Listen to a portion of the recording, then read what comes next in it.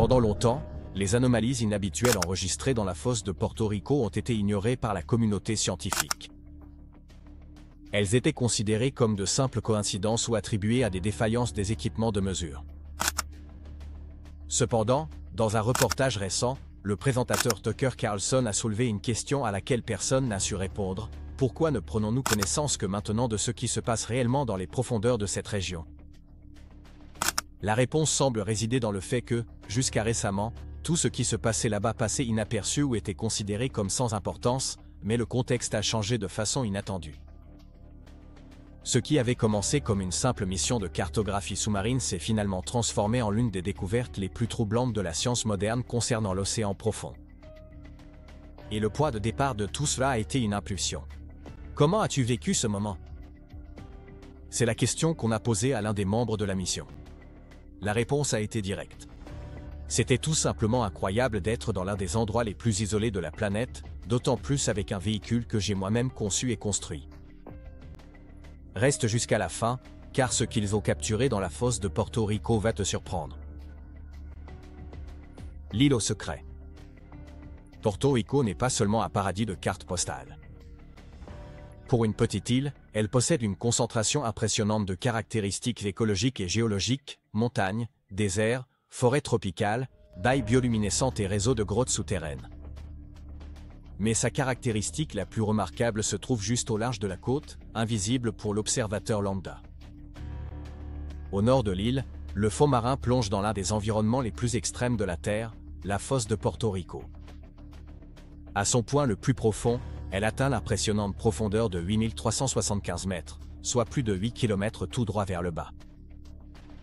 C'est le point le plus profond de tout l'océan Atlantique, mais la profondeur à elle seule n'est pas ce qui la rend extraordinaire. Là-bas, les plaques tectoniques s'entrechoquent.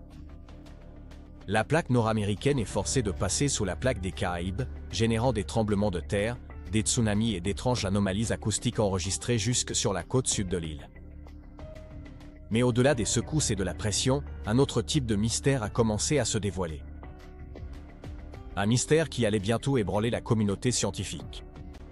Dans les années 1970, les scientifiques ont commencé à remarquer quelque chose d'étrange dans la fosse.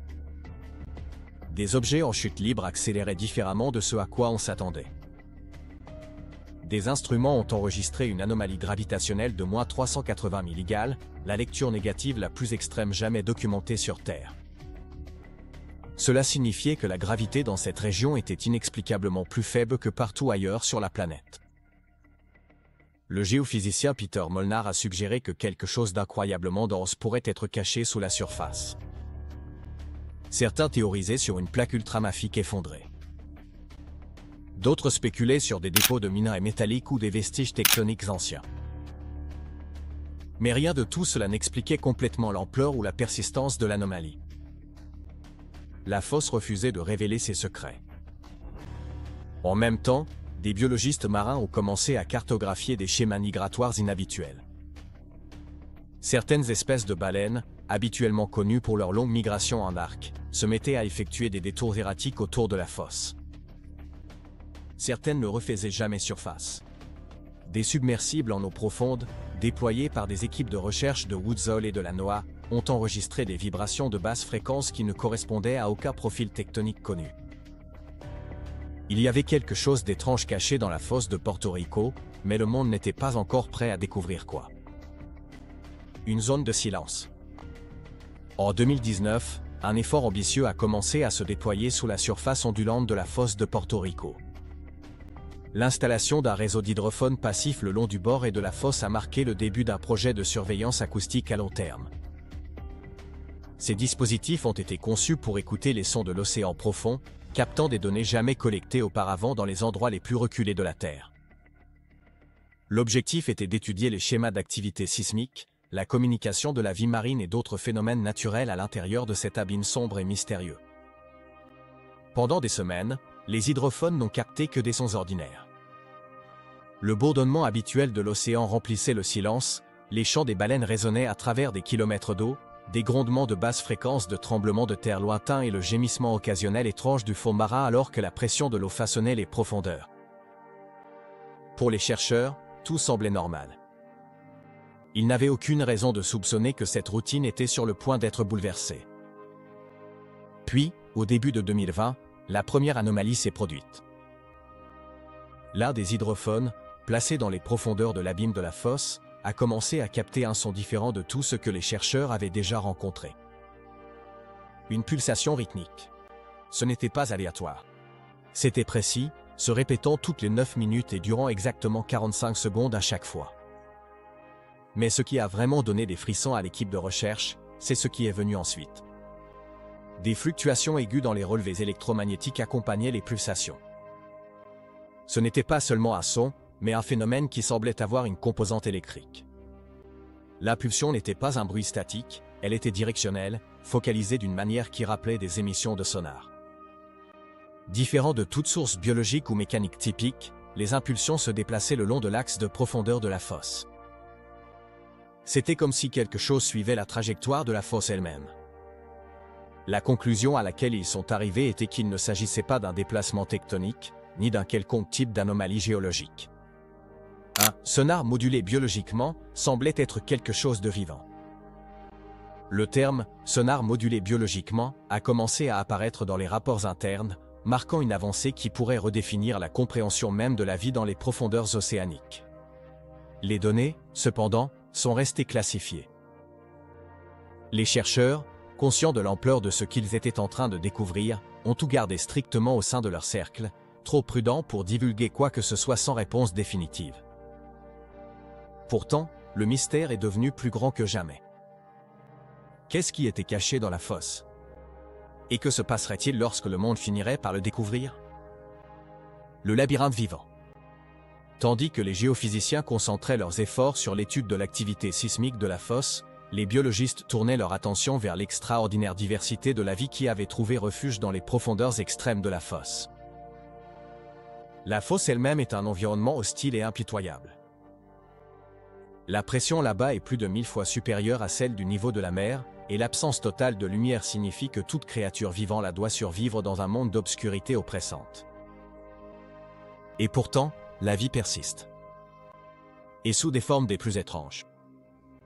Des isopodes géants, des créatures de la taille d'une assiette, rampent sur le fond de l'océan. Ces arthropodes, qui ressemblent aux cloportes de nos jardins, ont évolué pour supporter l'immense pression et la rareté de nourriture. Ils étaient devenus des nécrophages, se nourrissant de la matière organique qui tombait des couches supérieures. Cependant, ce n'était pas leur apparence qui fascinait le plus les scientifiques. C'étaient les autres espèces, plus énigmatiques, qui donnaient à la fosse l'apparence d'un véritable monde extraterrestre. Des pieuvres de verre, avec des corps translucides presque invisibles dans l'obscurité profonde, nageaient au gré des courants.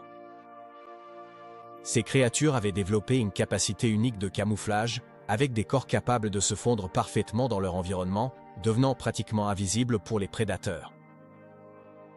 Le véritable spectacle, cependant, venait sous la forme des méduses bioluminescentes. Ces créatures fantomatiques émettaient une lueur douce et troublante, illuminant l'eau autour d'elles comme des lanternes flottantes.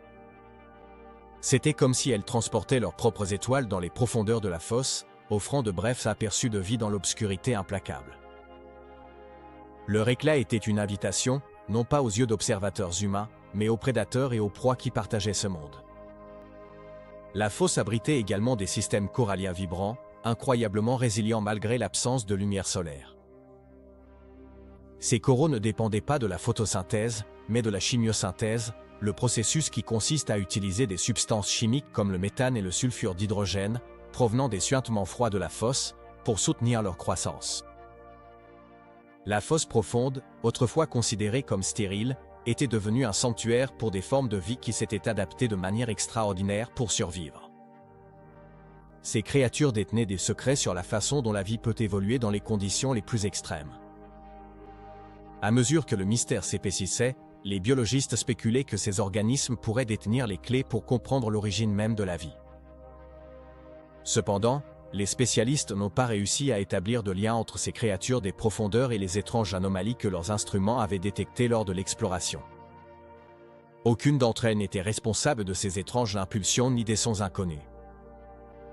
Bien qu'elles soient extraordinaires à leur manière, ces créatures restaient parfaitement normales au regard de ce que l'on connaît de la biologie marine, et la possibilité que quelque chose d'anormal soit caché dans les profondeurs de la fosse de Porto Rico devenait de plus en plus grande. Cette découverte singulière, dans un lieu où les frontières entre la vie, la physique et la technologie semblaient se confondre, a préparé le terrain pour de nouvelles découvertes, mais a également soulevé encore plus de questions. Quelles étaient les véritables applications de ces impulsions sonores rythmiques? Quels autres secrets pouvaient bien se cacher dans les profondeurs, attendant d'être révélés? Les réponses, semblait-il, ne viendraient qu'avec le temps et seulement si les équipes de recherche parvenaient à surmonter les limites bien réelles de l'exploration de l'abîme. La panne de données. À mesure que l'intérêt pour la fosse de Porto Rico atteignait son apogée, un schéma étrange et troublant commença à émerger parmi les différentes équipes travaillant avec des capteurs autonomes à longue portée et des équipements de cartographie en eau profonde. Entre 2021 et 2023, pas moins de 6 initiatives de recherche indépendantes, couvrant des universités en Europe, au Japon et aux États-Unis, ont signalé une série de lacunes inexplicables dans les données recueillies dans les zones les plus profondes et reculées de la fosse. Ce qui avait d'abord été considéré comme une simple défaillance technique s'est rapidement transformé en quelque chose de bien plus préoccupant. Il ne s'agissait pas seulement de quelques enregistrements manquants ou de brèves interruptions de communication. Dans plusieurs cas, des ensembles entiers de données ont disparu sans laisser de traces.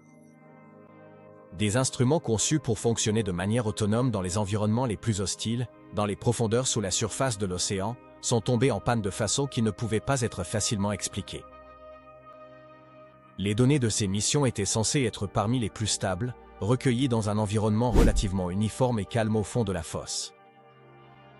Au lieu de cela, les chercheurs se sont retrouvés face à un vide troublant.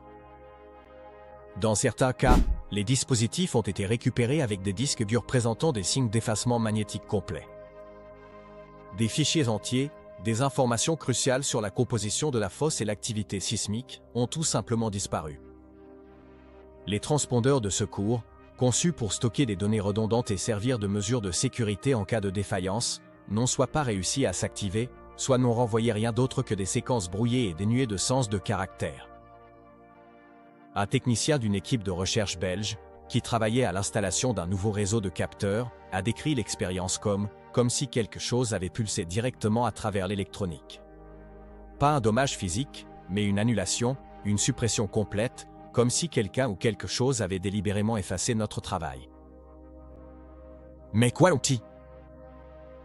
Certainement, aucun poisson, céphalopode ou autre créature marine n'aurait le pouvoir de manipuler un équipement aussi sophistiqué. Au début, le phénomène a été écarté comme une combinaison de défaillances matérielles et des conditions extrêmes des profondeurs. Des pressions énormes, des températures extrêmement basses et la nature corrosive de l'eau salée pourraient causer des ravages même sur les technologies les plus avancées.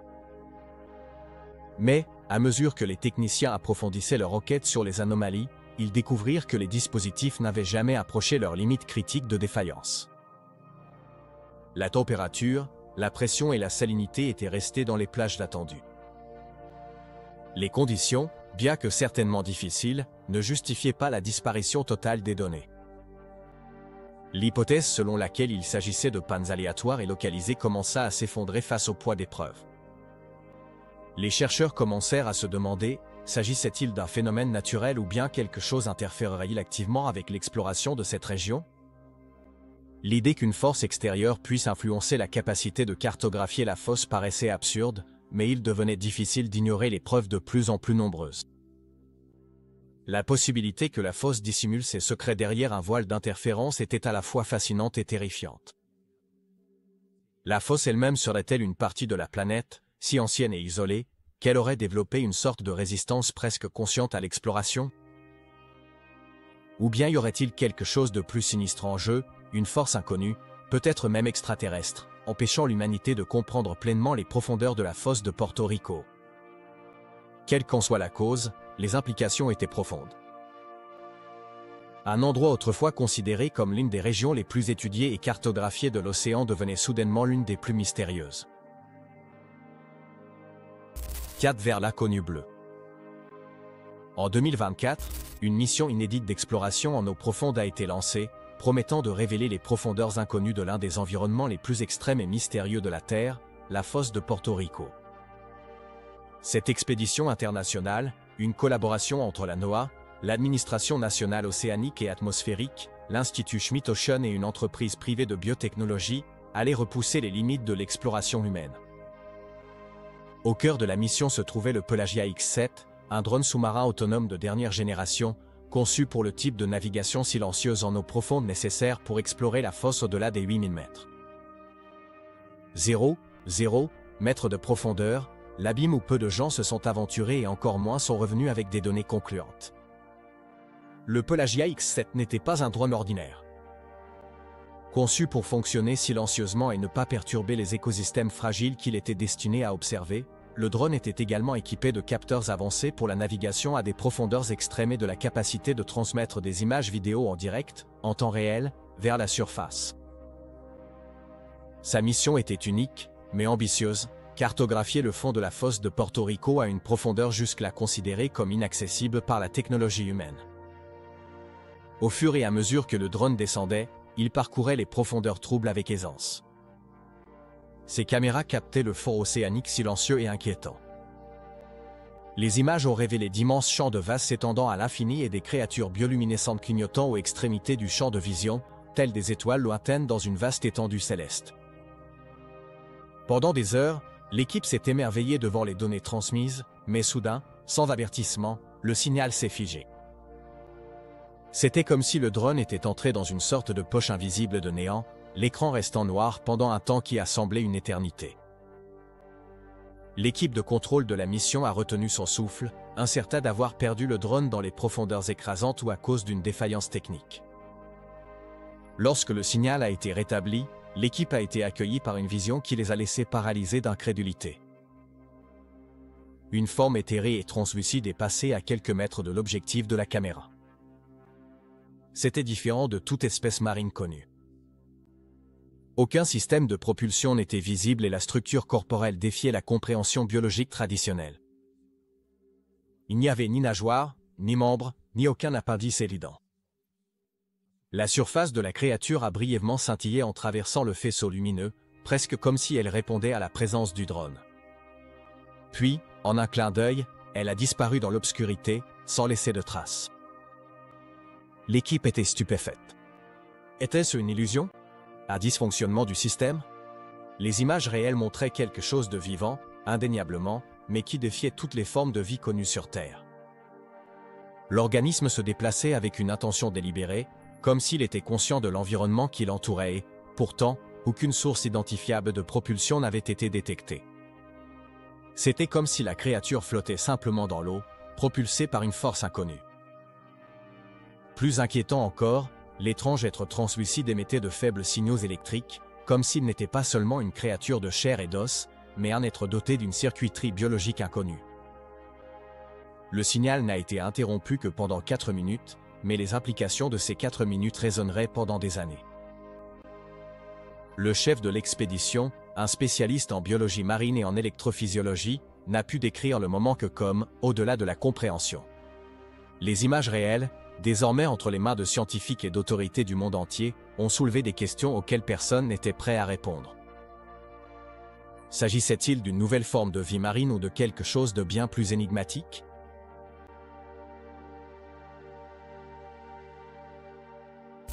L'anomalie biologique. Après le retour du drone Pelagia X-7, une équipe de biologistes marins, dirigée par la Dr Elise Ferreira, s'est lancée dans la tâche ardue d'analyser les résidus trouvés sur la coque du drone. On s'attendait à ce que l'analyse révèle des restes biologiques courants, peut-être des traces de plancton ou d'autres formes de vie marine. Mais ce qu'ils ont découvert était tout simplement extraordinaire.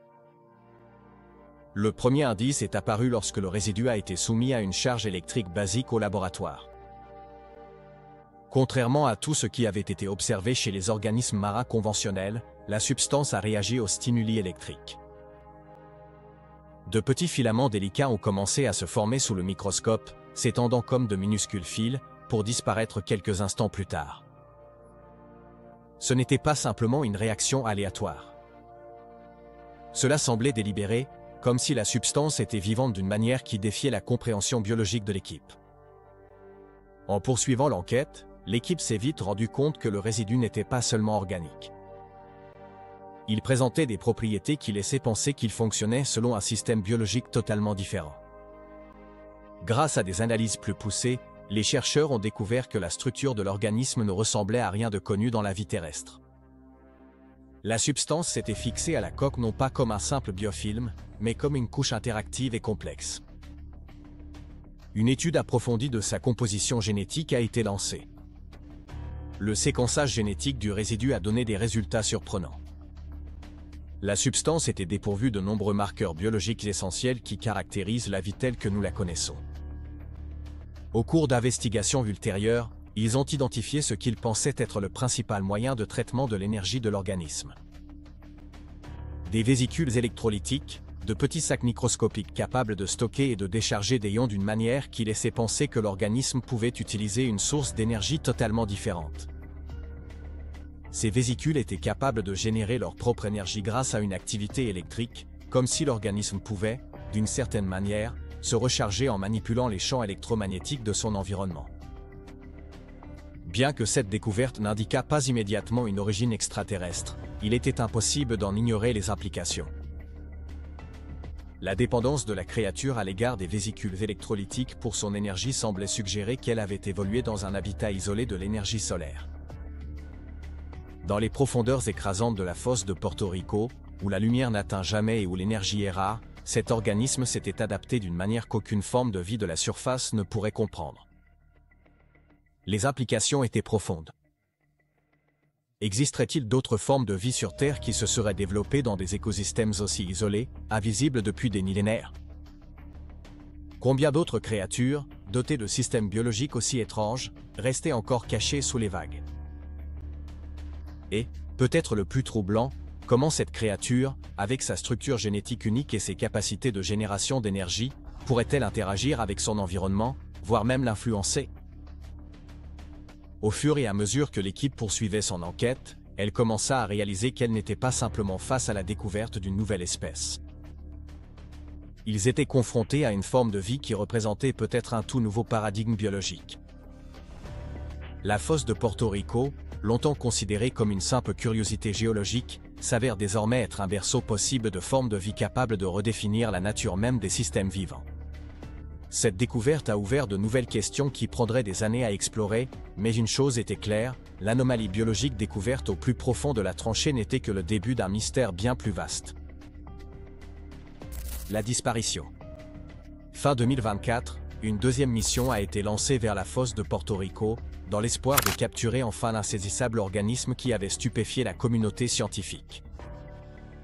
Cette mission, contrairement à la première, s'appuyait non seulement sur les drones autonomes les plus modernes pour l'exploration des grands fonds, mais aussi sur des capacités de sonar haute résolution et de stimulation électrique conçues pour susciter des réponses depuis les profondeurs. L'objectif était clair, détecter à nouveau la créature, obtenir des images plus nettes et, surtout, comprendre ce qu'elle était.